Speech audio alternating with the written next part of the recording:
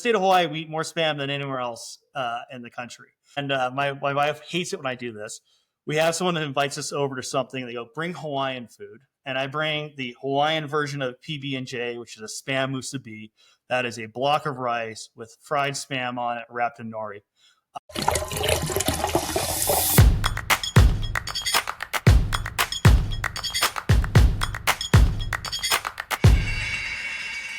Welcome, everybody, to another episode of the Fell into Food podcast. I am your host, Chef Jeff Fell. Joining me today is Rob Mattoch, and I'm excited to jump into this. We started chatting a little bit on LinkedIn. We finally met at NAFM. But, one, how's your day? And then two, we're going to dive right into Hawaii. Oh, yeah, absolutely. Well, I mean, in contrast to Hawaii, I'm sitting here on a very snowy day in Denver. So my day's going well otherwise. Yeah. So, looking at your background, I think I want to really start with what food was like growing up in Hawaii. I know it's a very family culture type there and how that really impacted you. So maybe let's start, from the beginning and how you fell into food, but more so how the food from Hawaii impacted you. Yeah, so I mean, Hawaii is really all about family, I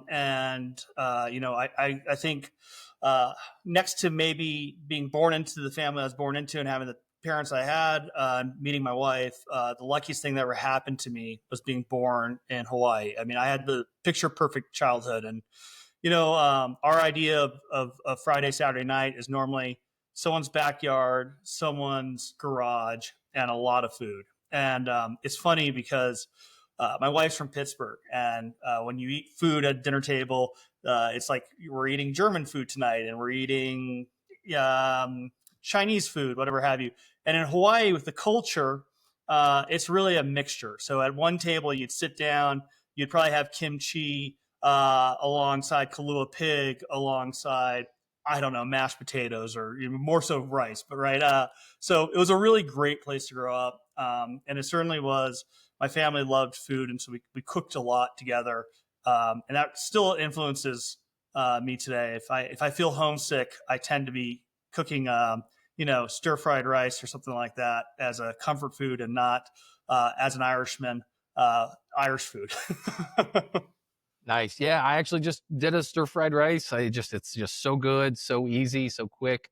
Earlier today, but what was there a particular moment, right, growing up in that culture and that really shaped or formed you wanting to get into food? Yeah, actually, funny enough, it wasn't necessarily in Hawaii. When I was 14, I went to boarding school. It was a decision. It wasn't like a correctional institution. It was a decision we made. I have dyslexia. And at that time, we thought the best help would be in Boston. And so I moved at 14 and I went to boarding school. And it was a tough experience. It was a very different culture, and I found refuge in the kitchen. And it started basically falling in love with the people that work in kitchens and kitchen culture that I still hold on to today. And I was able to cook in that kitchen, and that led me down a road where I made food my profession, and I cooked professionally for about 20 years after that before getting into factory work. Yeah, which is really interesting. Again, the more people I talk to in the industry, it's that they went chef route or that cooking culture and then jumped into something else, a side branch, and now again going equipment. And we'll dig back into the background, but maybe just a quick touch on your Tux now, which again a lot of people it's probably like an unheard of name, but probably something you've eaten has came from one of your systems to be completely Absolutely. honest. So maybe just a quick overview of who Tux is, and then we'll kind of intertwine the two. Yeah, sure. So Tux, we're an American manufacturer. We make everything out of Princeton, Minnesota, which is like an hour north of Minneapolis. And when I say we make it, I mean we bend steel and weld and all that sort of fun stuff. Not me. I'm too gentle in this world, but the guys who are stronger, tougher dudes than I am do. And what we do is we basically make cooking at scale something that's very easily attainable, and it allows for really high consistency and really great products. Yeah, so maybe just I know cook chill's a big piece of it. Maybe just I know there's three major categories. Again, just to give people context, they hear cooking systems, but I don't think they really understand the sheer volume and what that actually means. Yeah, no, and I think we kind of straddle what we call food service or traditional like restaurants and that sort of thing, and process, and we're kind of in between. So sometimes that terminology gets a little funky, right? The chef in me gets really nervous when someone starts talking about particulates in food. But that's the business. So when you're talking about cook chill, the first thing I always like to bring up is, it's classic technique at the end of the day. When we cook professionally and when we cook in restaurants, we're doing things like blanching asparagus so that we can get that really great product when we go to grill it, or we put those marks on it. We're making soups normally ahead of day. We're not making soups to order. That'd be crazy. I remember, like, for a while when Iron Chef was a really big thing, and my friends knew I was a chef, and they go, "Well, is that real?" I'm like, well, I don't think there's a humanly possible way to braise a lamb shank in 30 minutes. Prep and cook chill is something we do, right? So we cook it, we chill it Yeah. down.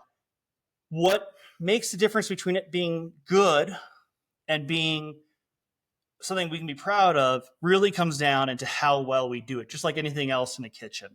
And so having the right equipment allows you to do that. When I started my career, I was working with combis, my second career, pardon me. I was working with combis and blast chillers. And I think that's that's the first line of cook chill and sous vide, right? Is you're going to go ahead and we're going to cook it, we're going to chill it down, and we're going to do it really, really well. And then we're going to bring it back up. And maybe when we bring it back up. That's when that Maillard reaction is going to happen. Maybe that's just heating it through, whatever that looks like. So we take that level, and that's a good level that can be applied in any kitchen. And then we inject steroids into it. And so we build kettles that can fit 50 to 800 gallons of product in it at a time. Give you an idea of that, the average hot tub's 400 gallons. And then we do it well, and we cool it down in such a fashion there's not a loss of quality in that process. Something cool that also can happen is on that level of cooking, you start doing things like pasteurizing in a bag, which again, that straddling between food service and process is not the sexiest way to refer to something like that. But when we pasteurize in a bag, and when we cook things in a bag, it increases its shelf life to 28 or 30 days. And again, without adding additives, without adding extraneous items, it's really dramatic. And I think when you bring it back into, obviously there's things that are right in front of you, your tomato bisque soup, that sort of thing. But I think when you get look at the application of it, that could be a scratch made broth that's made and processed in that system that allows your restaurants or your hotels to offer a really high quality product that's consistent. That in the modern kitchen, it's become harder and harder to execute with labor and with logistics. Yeah, labor is such an issue, and you're seeing a lot more tech and or machinery help support again, especially as a brand grows and they need that consistency, that quality across the board. You almost have to. It becomes really difficult to do an on-site. I mean, you look at things like Panera, right? They went from bacon house to having their own facility, doing a par bake, and then they finish it. And I know a lot of people are kind of going towards that model because it's just too hard to do those daily operations with the staff that you have, the skill level that you have, and what you guys do allows at a large scale to handle that. Given your background, you went CIA, you went Johnson Wales, so you got the real chops. You went to the schools, but why then pursue an MBA after all of that culinary training? Yeah. So that was luck and that was ego, to be honest. So I took a position with a company, and the first day I'm in an HR office, as someone who spent 20 years in the kitchen, it was kind of an unusual experience. Normally, my onboarding in the kitchen was so and so didn't show up today. Who was supposed to train you? Get on the line, and you'll figure it out as you go, kind of thing. And they're going through the benefits, and I'm also used to a world where they talk about sick days, but you never take a sick day off. You had to be in the kitchen no matter what. And all of a sudden, these guys were like, "Hey, so this is your education benefit." And I go, "What's that?" And they go, "Well, we'll pay you to go back to school." And again, for someone who has never been around that world, it was earth shattering to me that someone would help out on that. And so I enrolled into a program out here in Colorado, and I was lucky enough to be accepted. And it took me about 4 years balancing work and a family, but I was able to get it done. And what was that degree in? That's a master's in business. Master's in Yeah. business. Okay. So when was the turning point, right? You're in kitchens for a long time, right? And what was that sparking moment that said, you know what, I'm going to jump into equipment manufacturing per se, or this branch of the tree? Yeah, no, I think it's like anything else in your life, or at least in my life, I didn't realize it happened until it happened. Um, so I think, and I know this from friends, the true weight in running in a kitchen, working in a kitchen, I feel like is what happens outside the kitchen. And for me, that was a failed engagement. And I was thrilled in recollection, not at the time. At the time, it was pretty earth shattering. And luckily, I'm now married and very, very happy. Um, but a lot of that was due to the stress and that work balance that you have to somehow achieve in what I think is one of the most difficult industries out there. And so, not too long after that, I was speaking to a colleague of mine, and they mentioned they needed a traveling chef to help work with kitchens and implement new technology. And I took that on, and I did that for a number of years. And then somehow I ended up in like a sales role, and I'm not totally sure how that happened. But at the end of the day, I think when people talk about sales, they envision like a used car salesman or something like Mm-hmm. that. All I do is I take my culinary knowledge and I speak to people who have been in the position that I have been in the past. Some frequently doing it better than I ever did it. And I point out, hey, here are some opportunities to make your life better and to make your day easier. And that might make your day easier in the fact that you get to go home and be around your family. Or that might be better because you know that you're now more profitable. And so you have more room to breathe every month when you cut those checks. And what would you say kind of the most common thing that those opportunities that you're seeing operators in today's world? There's got to be some sort of pattern, I would assume, that's kind of something is at the top. I think it's always been people in the business, and like I said earlier, the people in the business is is what makes me miss being in the kitchen, and really what I love about my time in the kitchen full time. But I know it's harder and harder to get the people that you want in that kitchen with you, right? It's harder to find them, Mhm. and it's certainly harder to find the money to pay them.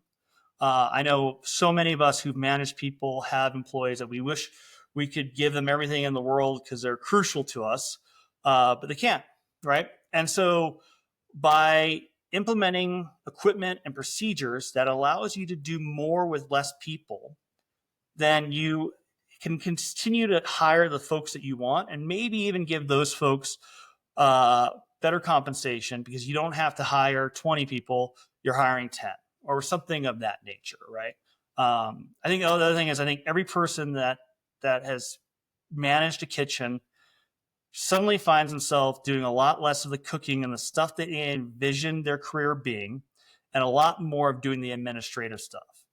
And that could be hiring, or that could be figuring out how to produce the food you need to do. And with equipment, you can do that. So, for instance, um, we have a lot of customers that are centralizing their production, and so that allows them to do, because of economies of scale, that allows them to have one or two key employees making a product. And with that automation of muscle that a piece of equipment does, they can now produce more with less employees. And depending on cook chill, it also frequently means you can do it at a time that's not service, right? Like you offset that service time to prep ahead of time and to prep in bulk.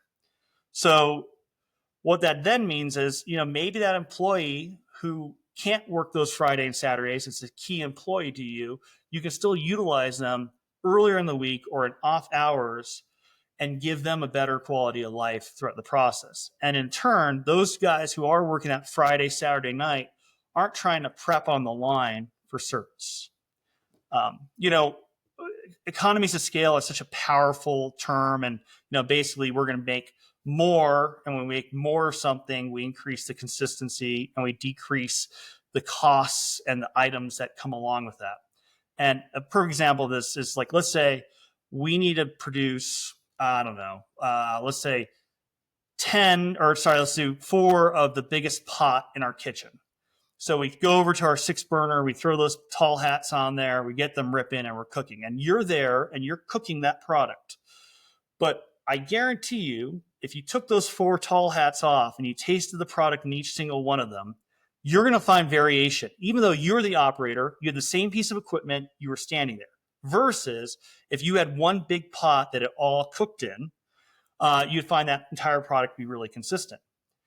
When that magnifies into, okay, we're going to now try to cook multiple batches over multiple locations, over multiple employees, it's almost impossible to do it consistently, which is we put it all in one space and we're cooking in larger kettles and larger pieces of equipment. Suddenly, consistency becomes very, very easy to achieve. Yeah, there's so many variables in the kitchen, right? People talk about trying to systematize and make it is what it is, and they're like, but this is my recipe, and they follow it, and it's like, but just because you follow a recipe doesn't mean it's going to turn out how you cook a recipe and how I cook a recipe. One, there's maybe 2 interpretations, right, based upon background, skill, training. What a braise to you is to me versus a roast, and how long that happens. Again, 2 completely separate things. I always noticed it kind of goes back to your point of, the higher you go, the less cooking you do. That happened pretty quick. And I had these dreams. I'm like, I'm going to be in the kitchen. I'm going to be cooking all the time. And it didn't take but a couple years. And I was already in an administrative type role. And it was like, oh man, I don't get to cook anymore. So when I got the opportunities, I did. But one time I will never forget it. In higher education, it was a Sunday. And Sundays were a little slow. Kids were getting back to campus. So it wasn't a big deal. And I had a chance. I went through all the procedures. It was a union environment. So, you had to call people, whatever. I was like, well, I'm cooking today. And actually, it was kind of one of those like mental releases. I was like, yes, I get to cook and I'm not stuck in an office. And so I made everything. I'm pretty sure it was pork loin, like a barbecue pork loin, nothing crazy, but I just cooked it as you should. And I actually read the recipe and did it to a T because I wanted to make sure that the team couldn't pinpoint me for anything. Like, you didn't follow the recipe. And the feedback was, oh my gosh, why does this taste so good? And I was like, what do you mean? I just followed the recipe. And they're like, no, we had this last month and it didn't taste like this. And then it got me thinking, like, well, just because you have a recipe doesn't mean that the outcome is going to be the same every time because of those variables. So to me, it's almost like what you guys do is you're almost like the AI of the kitchen. If you think about it like that, right? Absolutely. AI streamlines and enhances productivity, enhances what people do. Yes, like you said, it's already hard to find people and be like, well, it's taking jobs. Well, no, you're actually just enhancing what people can do. And to your point, then being able to turn around and pay them better, because now if you can do what 3-4 people did with one guy or gal, well, you can take some of that, benefits, pay, give it to somebody, and then give them a better quality of life. That's going to make them want to stay. Like you said, those key people in the kitchen. Absolutely. No, I think you're spot on it. I still get to cook professionally a little bit. And I work with a nonprofit called Nourish Colorado. Yes. And we go into like public schools. We work with the kitchen folk in those public schools and teach them knife skills and that sort of thing, and kind of how to improve what their operations are. One of the things we did is we did a recipe and we had everyone weigh out ingredients or measure out ingredients, and we came back and we weighed them all. And even with everyone doing the same recipe in the same room, the variation of actual ingredients changes wildly in that process. And that's going to change that flavor, and it's going to change your food costs dramatically. So yeah, a very good example. Man, and you segued right into the next thing. I was going to go right into that nonprofit that you work with. One, how long you've been doing it? Maybe just a little background on what that program is. Yeah. So, so it's kind of a funny story. I started off as Live Well Colorado, and for those of you that are not aware of this, the the great state of Colorado was the first state to legalize marijuana. And Live Well was also the name of a marijuana dispensary. And since Live Well, the nonprofit I help out, nonprofits tend to not have a lot of money. After about 8 years of the people accidentally calling us looking for cannabis, we sold the name to Live Well, which is a dispensary.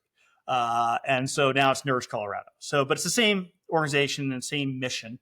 And what we do is we partner with local schools in the state of Colorado. We've done some work outside of Colorado as well, but that's our core. And give them the culinary skills to achieve more cooking from scratch, as well as guidance and recipe creation and tasting and marketing of food to the students. And it's one of the most rewarding things I get to do on a daily basis. And how long you been doing that? Well over a decade. Wow. Yeah. Wow. Okay. Geez. Let me put it this way. Crazy long time. My chef coach started at large and now it's XL. Well, double XL. How about that? That long ago. I mean, I'm blessed with the metabolism of the gods, and people look at me and like, I don't trust you. You're a skinny chef. I go, I was just blessed with good genes. Don't blame me. I still eat quite a bit. What are some of the biggest changes? It's been a decade working in those schools. Again, that's the kind of where my background was. So, what are some of the biggest changes you've seen in those schools, helping them produce fresh, quality food, and how the program has evolved over those years? We're seeing a lot more local food finally working its way into the space. I lived in Napa Valley for a couple of years, and local food in Napa Valley is really easy because you have like all this product all year long, right? In the state of Colorado and like in Illinois, it gets more and more complicated because now we have a growing season that really ends in October, and now we're moving into beets and potatoes until we get back into spring. But there's been an increased interest in bringing in local product. I think the students that are coming through school now are more willing to try things than they were willing to try 10 years ago. And that's opened a lot of doors into really some really beautiful dishes and getting some food out to the students that they deserve. That's super cool. Hands-on working again. Yeah, that local farm to table type movement. I know there's been some programs, which I know Illinois, they reinstated I think it's the LFS program. I don't know if Colorado's on the NSLP program or they can pick and choose what programs they're on, but there was all these funds for schools to be able to access money to be able to provide some of that local, which can be challenging, right? It can be higher because usually it's smaller producers, smaller growers, and their operational costs are higher. And, at the end of the day, they still have a family to feed and take care of. So it can be difficult. What are some measures that you've done maybe with working with these schools to help implement those programs to even help offset some of those costs? Yeah. So, I think this kind of bridges both worlds that I'm in right now. So both on the equipment side and in the school side, basically a school gets a certain amount of money from the federal government that allows them to buy product. And what normally happens is, if it's called brown box, and what normally happens is they will deviate raw proteins, which means they'll send it to a company like Tyson. Tyson will cook and bread and send it back to them, or any product like that, a prepared product at a cost. A lot of the districts we work with are very small, and they're in isolated areas of Colorado. What that means is we've now sent that money outside of that district, right? And we've sent that job outside of the district, and jobs are very much needed in a lot of these communities. So by cooking in-house, we are providing, we're keeping that money in the district. The district gets to use it for not only other uses within the schools, but it also provides a job for folks. And, just wonderful people in the kitchen. And it's kind of funny that I started in a school cafeteria basically as a dishwasher. And I still find myself in a school cafeteria as a chef consultant. So it's the way the world works, right? Man, you hit the nail on the head with that one. You are so true. I thought, when I hopped out, I would never go back into a school, and that's the complete opposite. I'm working on a beef project and bringing local food to schools and helping them show the real numbers. It's just like you said, it's really funny.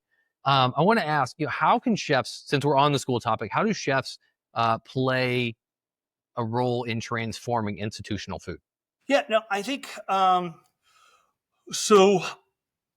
I think one of the first things that we're allowed to touch in the kitchen is salt, right? And until you can control salt and until you can figure it out, they don't really want you messing around with a bunch of other items. Well, the issue with school food, institutional food, is that salt is very much controlled.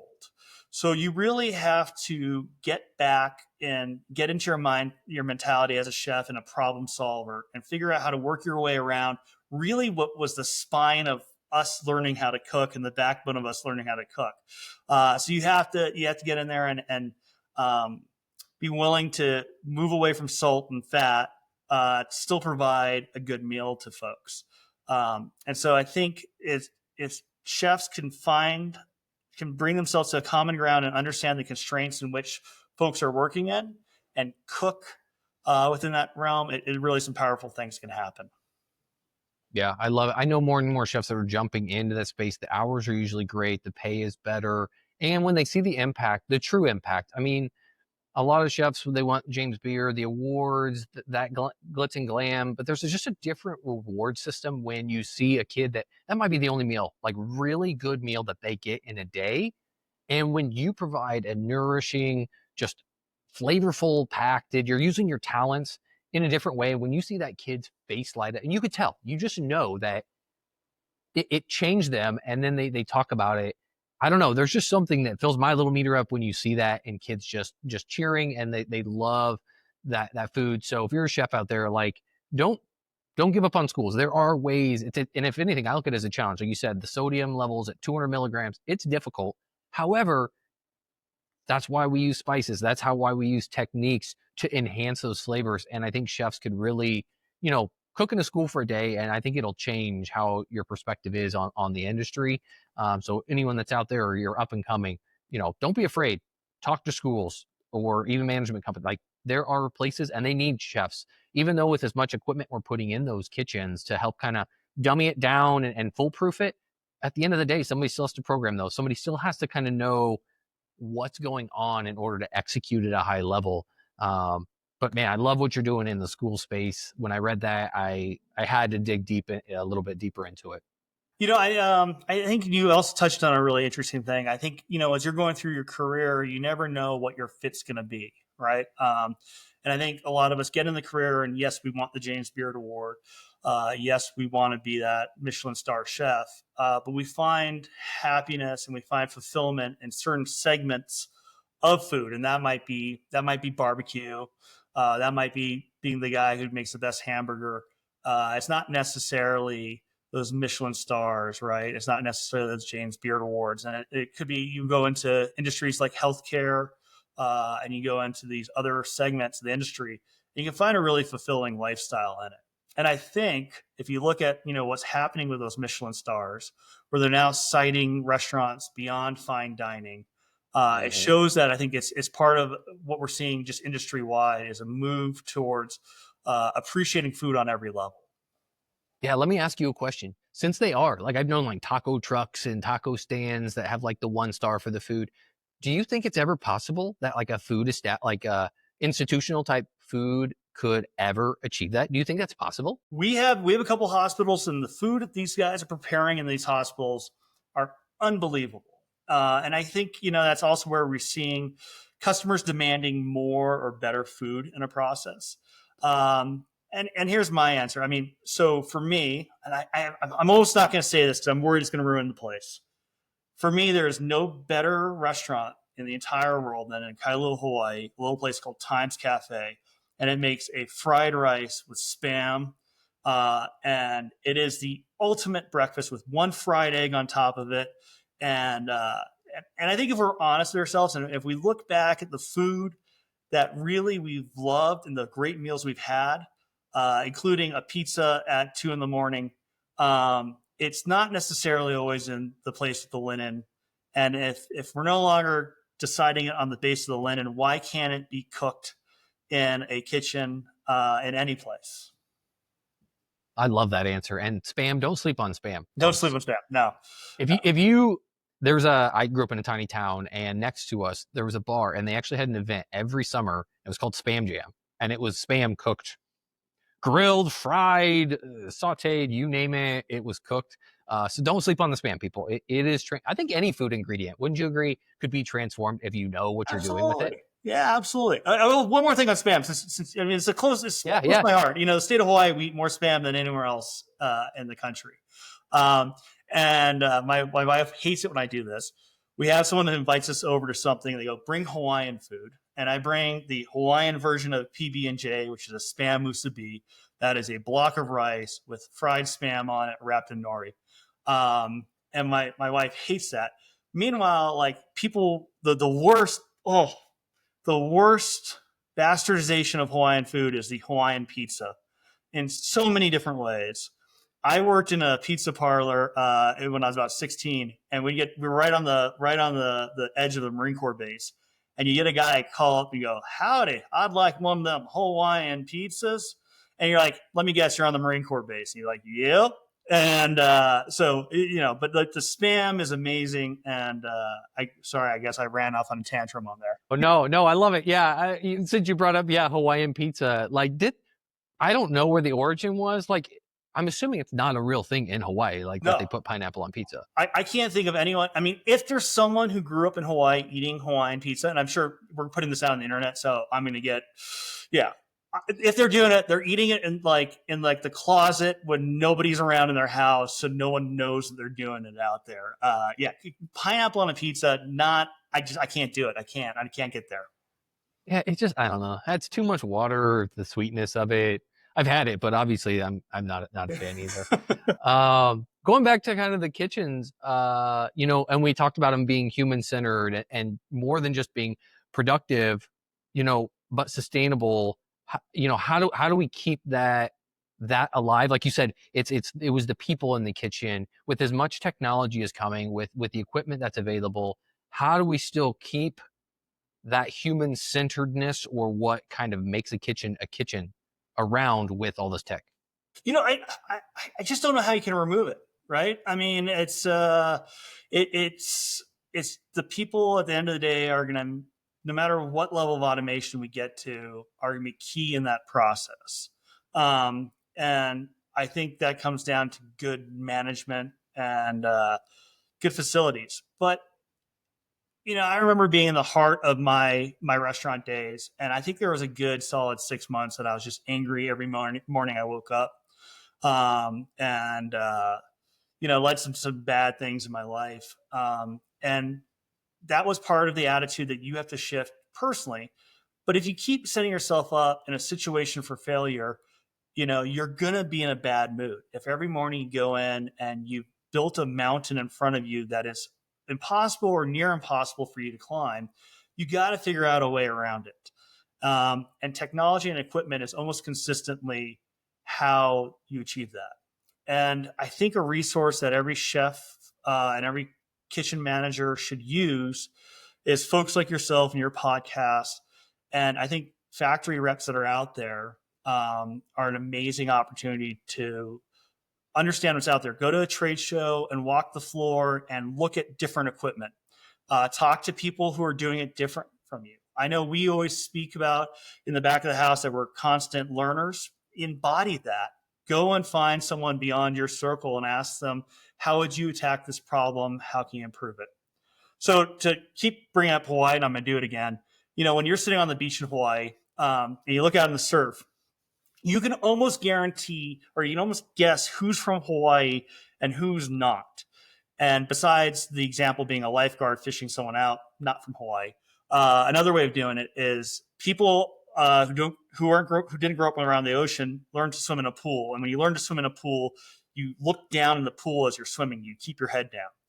Well, that's a great idea if you're not worried about a surfboard coming in and cracking you on the head or a wave flipping you over. So if you look out in the ocean, you'll see the local boys always have their heads up and they're looking to see what's coming at them.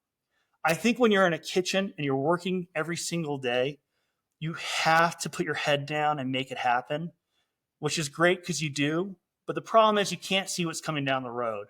And so there's nothing wrong with reaching out to folks that aren't in your discipline that maybe can see the next step coming down the line. And it can be a dramatic improvement in your life. Man, that is a nugget right there. That's getting clipped. It's getting put out. I love that. You mentioned trade shows and like getting other perspectives. I think trade shows are phenomenal. I think that at the same time, there's becoming so many of them that they can kind of get washed of like, what one do you go to? You know, where, if you're going to invest back into yourself, which obviously to me is like the most important investment you could ever make in anything you do in your life. What, give me, top 2, 3 trade shows that you're like, if you really want to learn and expand yourself in this industry, you got to go to. So I'm terrified to do this because this could cause some serious ramifications in my social circle. So I think your chef in the United States, NAFM, which is every other year, that's North American Food Manufacturer Equipment. Did I get that right? Food equipment Yeah, manufacturers. there we Yeah. go. I think that's a must, and that's every other year. NRA, National Restaurant Association show in Chicago is a close second. Lifetime Trip is host Milan. That's every other year. Mm. And That's this year, isn't it? it's I think this it's year. this year. Yep, I'll be there Yeah. this October. And and obviously there's a benefit. You're going to Italy, and it's amazing, and the people are fantastic, right? And I think they have a little bit of a food scene out there too. Um, Clearly, I'm Just joking. maybe, just a little. Yeah. For the record, I'm joking. But it's got an amazing scene, obviously. I think those are my 3 top shows. I think NAFM's a must every other year. And I again, the trick I think is when you go, look at as much stuff you can. You paid to be down there. You're down there. You're looking around. And talk to folks, and don't eliminate what they're talking about until you get a chance to really absorb all of it.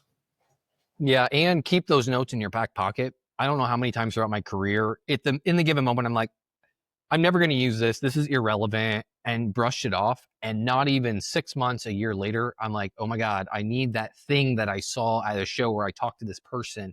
That's exactly what I'm needing in this moment because something pops up, something is asked of you, and you just can't remember. So, yeah, like to your point, take a business card, jot down a note, or in your phone, take a picture of the business card, whatever it is, the brand, just like 2, 3 facts about what it is that caught your eye or what they're doing.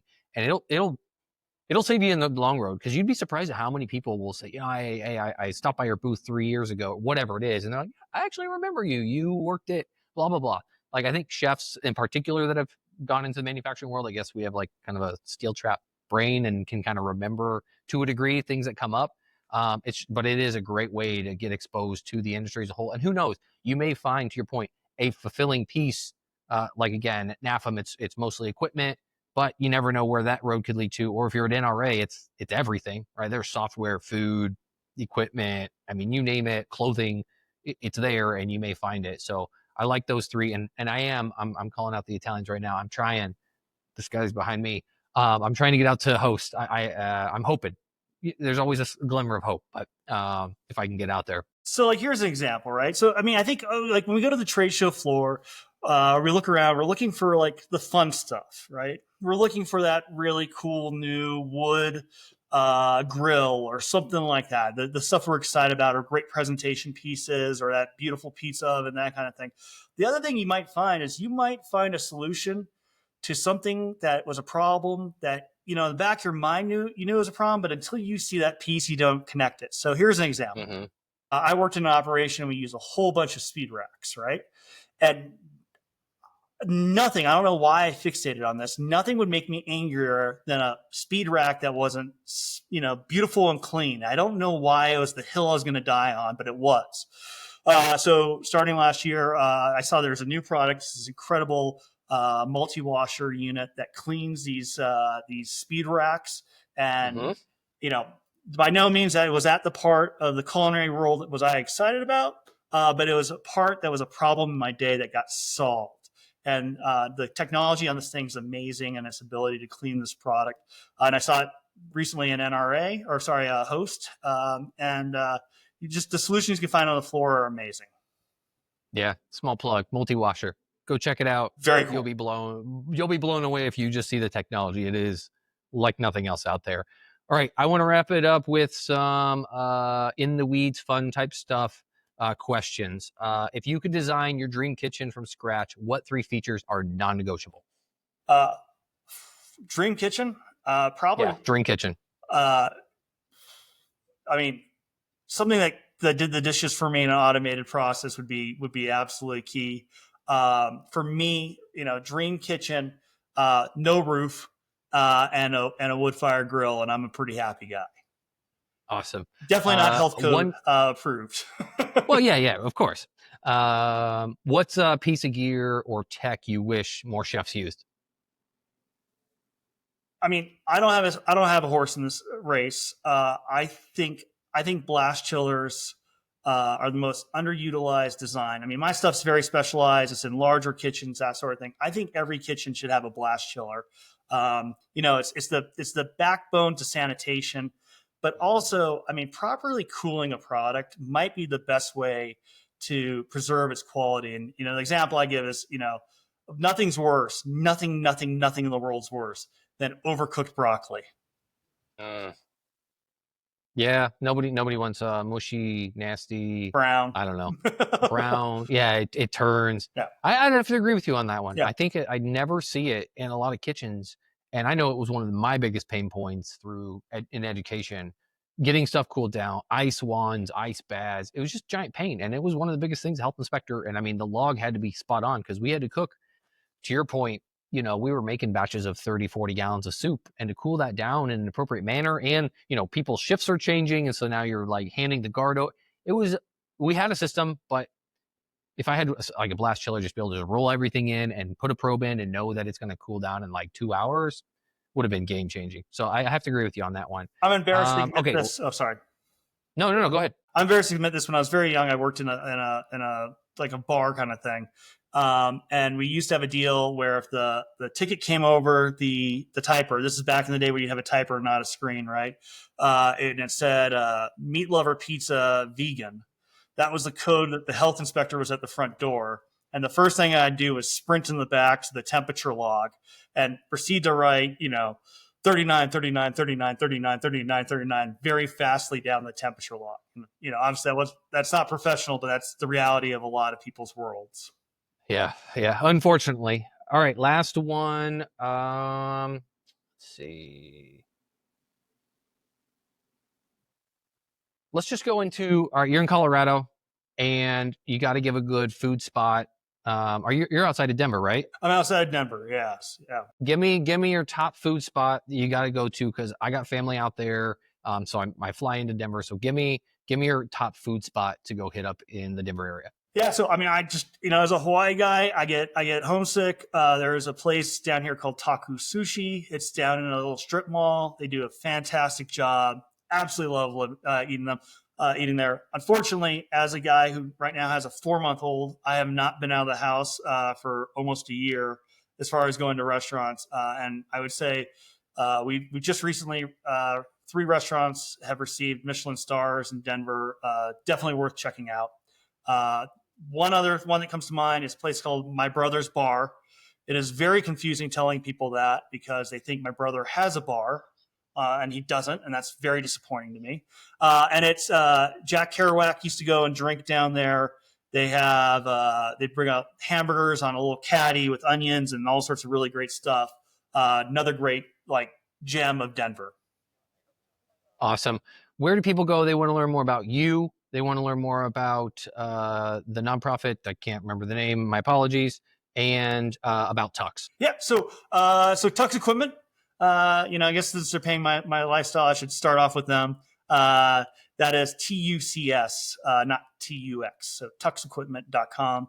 I am frequently on LinkedIn, and I love if anyone ever reaches out to me. I love responding, and it's the best way to reach me, and that's Rob Mattoch on LinkedIn. And then Nourish Colorado is Nourish Colorado, I think .org. You ambushed me on this one. I got to check it out. But I think it's Nourish Colorado. We'll make sure it's correct in the show notes so people can get linked to that properly. Awesome. I love it. Any last words for those aspiring chefs out there? You've been a bucket full of knowledge. Any last parting words? I mean, I think it's I I think learn to do it the hard way, but keep your eyes open for what the best way to do it is. I love it. I love it. Thank you so much, Rob, for taking the time to come on. And we'll put links to everything we talked about into the show notes. So if you want to learn more, you can check that out. And until next time, catch you on the other side. Thank you.